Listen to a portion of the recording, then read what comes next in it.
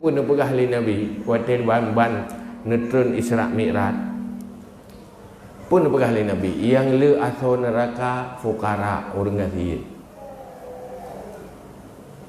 duduk temakut sahabat pegah yang le orang kafir sementara sahabat kau ramai orang kafir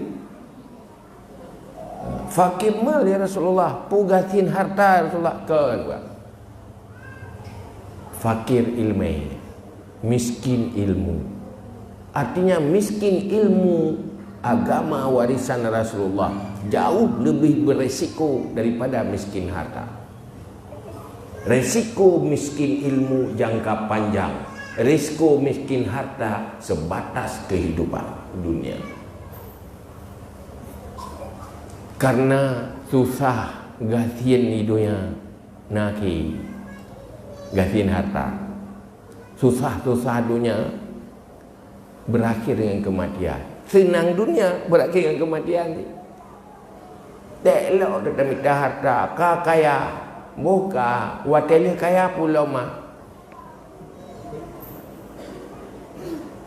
Hai ada orang kaya dah, ada ke baju bu ke sebuah perut ni. Ya kan? Puat ada ke sok baju. Kau bepai tubuh si. Kerana orang kaya 10 lebih ke sok. Sok uang tu.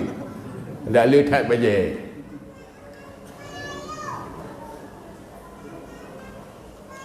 Tetapi menyogatin ilmu yang ada dego, enggak ada fungsi.